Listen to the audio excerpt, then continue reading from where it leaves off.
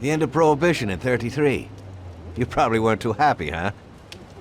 The end of the good old days. Yeah, not too happy, but it wasn't all bad.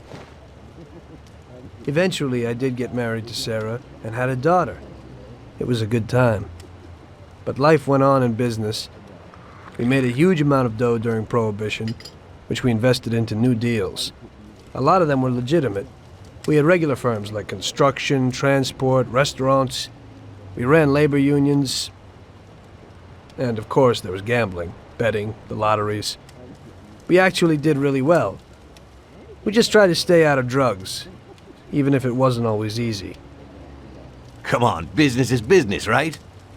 You're way off there. The Cosa Nostra ain't no patties or Chinamen. With drugs comes big money and even bigger problems. When someone has a problem with the cops because of drugs, he does the sensible thing. He admits it. If his family catches him, they rub him out. Drugs are taboo. So what, there's some kind of grand poobah passing judgment? Something like that.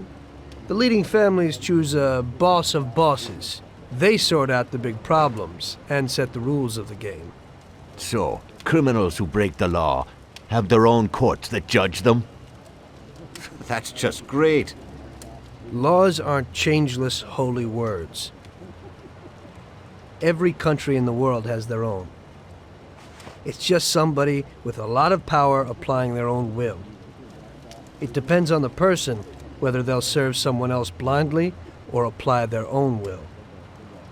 Why should the Don be restrained? The Mafia prevailed through Prohibition with its own laws. A handful of poor, uneducated immigrants from Sicily were stronger than all the laws, courts, and police here in the States. That took some doing. What? With murder? With the suffering they caused? Come on. You think that the Mafia just murders innocent people? The Mafia punishes those who break laws. And the majority of your laws, too. Unfortunately, we can't put anyone in jail or fine them. Everybody who comes and works for us knows what to expect if he breaks the rules. People lie and steal, and there are lots of criminals here who get unbelievable pleasure when they steal from the mob, as well as the mafiosos who get pleasure from cheating the state. And what about all the payoffs, robberies, and raids, huh? Hey, the cops ain't no saints neither. No Don encourages his men to go around harming people. And what other people do on their own isn't our concern. And as for payoffs, most people come to the Don for help and advice on their own. And they'll pay gladly for it.